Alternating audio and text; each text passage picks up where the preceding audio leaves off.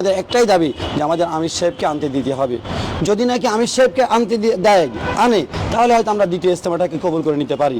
আর যদি নাকি আমির সাহেবকে আনতে না দেয় তাহলে প্রথম ইজতেমাতেও কাউকে আমরা আসতে দিব না, আমরা সব বিশ্ব আমির উনি যদি আসে এই দেশে 50,000 মেহমান আসবো, লাখ লাখ ডলার ভাঙবো, সরকারের উন্নতি হবে, এই দেশে উন্নতি করতে চায় না কিছু মুনাফিকরা।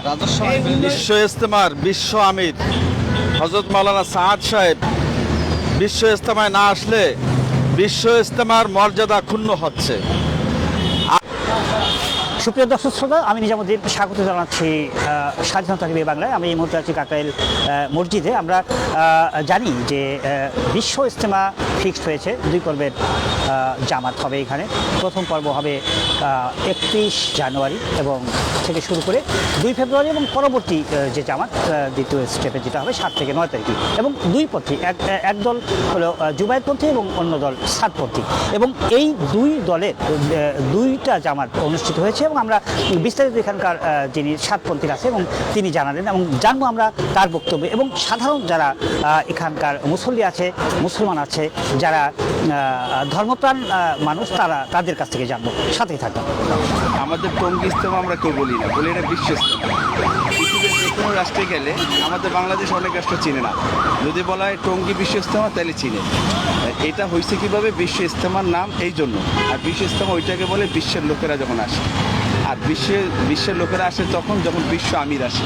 তো মনোয়ার আমির ছিলেন, এরপর ইসুর রহমত আমির ছিলেন, এরপর এনামুল আসর রহমত আমির, এখন চতুর্থ আমির হলো মনোয়ার আসে।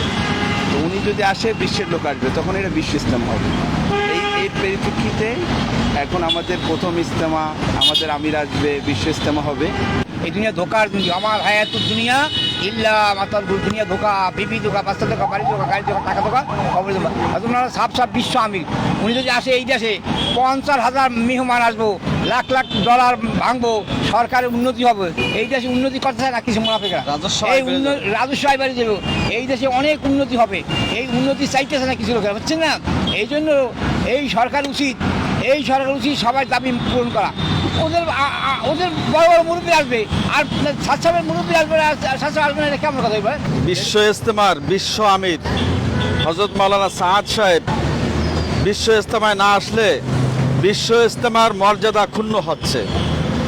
আর এই বিশ্ব আমিরকে শুধু বাংলাদেশের এক পক্ষ চাচ্ছে এটা নয়, বাংলাদেশ নয়, পৃথিবীর ওয়ার্ল্ডের সব মানুষ এই বিশ্ব ইজতেমায় বিশ্ব আমিরকে দেখতে চায়। এই জন্য বিশ্ব আমিরের মাধ্যমে বাংলাদেশের মান মর্যাদা আরও উন্নত হবে। বাংলাদেশের সরকারের রাজস্ব আয়, আর বাংলাদেশ সরকারের রাজস্ব আয় অর্থ হচ্ছে বাংলাদেশ স্বনির্ভর হবে। এই ব্যাপারটা নিয়ে বিশ্ব ইজতেমা হবে প্রায় 60-70 বছর ধরে হয়ে আসতেছে। এই জায়গায় আমরা একটা সিদ্ধান্ত নিয়ে তারপরে সরকারকে জানালে সরকার আমাদেরকে সবসময় সহযোগিতা করে আসে।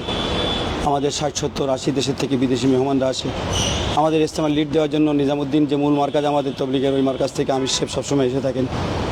ইদানিং কিছু লোকজন আমাদের আমির সাহেবের নামে কিছু মিথ্যা অপপ্রচার করে, বিভ্রান্তিমূলক কথা বলে পুরো জনগণকে, এবং কোমলমতি যারা নাকি ডান দিক বাম দিক কিছু চেনে না, এদেরকে আমাদের আমিরের নামে এমন কিছু মিথ্যা কথা বলেছে যে আমাদের আমির নাকি বলেছে যে হিদায়াত আল্লাহর হাতে নাই। একথা তো একজন সাধারণ মানুষও বলতে পারে না। এরকম ধরনের যে মাদ্রাসার ব্যাপারে নাকি বলছে যে নাউজুবিল্লাহ, মাদ্রাসায় বেতন নিলে এরকম এই বেতন লেনেওয়ালাদের থেকে যারা বেশ্যামি আছে তারা আগে জান্নাত যাবে, এটা আমাদের আমির সাহেব কথা বলে নাই। বরং ওমর রাদিয়াল্লাহু আনহুর একটা কওল আছে যে উনি বলেছে যে আহলে ইলম, তোমরা যদি নাকি কোরআনের বিনিময় নাও তো তোমাদের পূর্বে নর্তকী মেয়েরা জান্নাতে চলে যাবে। এটা একজন ওমর রাদিয়াল্লাহু আনহুর কথা, যার রায়ের উপরে প্রায় 13 বার 14 বার কোরআনের হুকুম নাজিল হয়েছে। এটা আমাদের আমির সাহেবের কোনো বক্তব্য না। আমাদের আমির সাহেব সবসময় বলেন যে মাদ্রাসায় যে পড়াচ্ছে, ইমামতি করতেছে, এর জন্য যে বেতন নেওয়া হচ্ছে এটা কোরআনের বিনিময় না, এটা হচ্ছে হাফসে ওয়াক্তের বিনিময়, অর্থাৎ সময়ের বিনিময়। কিন্তু বিভ্রান্তি করে বাংলাদেশের জনগণকে, আমাদের বাংলাদেশের তো হুজুকে বাঙালি, খুঁজে কে বাঙালি, যা বলে তাই ভালো। কাউকে যদি ভালো বলতে চায় তা ফেরেশতার থেকে উপরে নিয়ে যায়, আর কাউকে যদি খারাপ বলতে চায় তা একদম শয়তান থেকে খারাপ বানায় ফেলে। তো এই সমস্ত বিভ্রান্তির কারণে আমাদের গভর্নমেন্ট বিগত সময় আমাদের আমির সাহেবকে আসতে দেয় নাই। আর আমরা এই সময় কি করেছি, ওই সিলমান কথা আকু আফু আমান দালামা কো হাসিন মানাইসা লাইক, তোমার থেকে যে সম্পর্ক বিচ্ছিন্ন করেছে সম্পর্ক জোড়ো, যে জুলুম করেছে মাফ করে দাও, তোমার উপরে যে তোমাকে বঞ্চিত করে তাকে তুমি দাও, আমরা এর উপরে আমল করতেছিলাম, মনে করতেছিলাম যে হয়তো এক সময় সমাধান হবে। এখন দেখতেছি এই নূতন গভর্নমেন্ট আসার পরেও এই যে ইজতেমার ব্যাপারে নিয়ে বসার কথা ছিল, উভয় পক্ষ বসা হতো, উভয় পক্ষ বসা হয় নাই। একবার আমাদেরকে নিয়ে বসছে, একবার তাদেরকে বসছে, পরে আমাদেরকে না জানায় এই ডেটটা ঘোষণা করা হয়েছে। এই জন্য আমরা এই ডেটের সঙ্গে একমত নয়। ডেটের সঙ্গে একমত আছি, কিন্তু আমাদেরকে প্রথম ইজতেমা দিতে হবে, কারণ 7 বছর পর্যন্ত আমরা বৈষম্যতার শিকার হয়েছি। আর আমাদের আমির সাহেবকে 7 বছর পর্যন্ত দূরে রাখা হয়েছে, ভিসা বন্ধ করে রাখা হয়েছে। আমরা বর্তমান গভর্নমেন্ট হচ্ছে হলো জনগণের গভর্নমেন্ট। আমরা প্রায় 2000-এর মতন ছাত্ররা শাহাদাত বরণ করেছে, এদের ভিতরে আমাদেরই সন্তানরা আছে। আমরা এদেরকে আর্থিক সহযোগিতা করেছি, আমরা এদেরকে বিভিন্ন লাইনের যারা নাকি সমন্বয়করা আছে এদের সঙ্গে আমাদের সুসম্পর্ক ছিল সবসময়ের জন্য। আমরা আমাদের সাথীরাই মাঠে ময়দানে ছিল। তো আমরা তো এই গভর্নমেন্ট থেকে এরকম আশা করি না যে আমাদেরকে বাদ দিয়ে এরকমভাবে একটা সিদ্ধান্ত নিয়ে নিবে। এই জন্য আমাদের একটাই দাবি যে আমাদের আমির সাহেবকে আনতে দিতে হবে। যদি নাকি আমির সাহেবকে আনে, তাহলে হয়তো আমরা দ্বিতীয় ইজতেমাটাকে কবুল করে নিতে পারি। আর যদি নাকি আমির সাহেবকে আনতে না দেয়, তাহলে প্রথম ইজতেমাতেও কাউকে আমরা আসতে দিব না, আমরা ইতিপূর্বে ইজতেমার তারিখ নির্ধারণ করা হয়েছে 2টা পর্বের জামাতের। প্রথম জামাত 31 জানুয়ারি থেকে 2 ফেব্রুয়ারি পর্যন্ত, এবং পরবর্তী 7 থেকে 9 ফেব্রুয়ারি পর্যন্ত।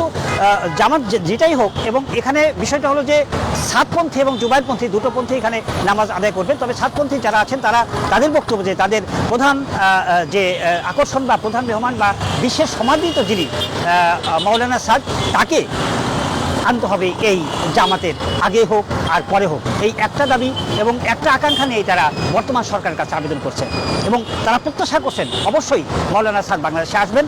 এখানকার মানুষের এমনটাই প্রত্যাশা। নিজামুদ্দিন, কাকরাইল মসজিদ, ঢাকা।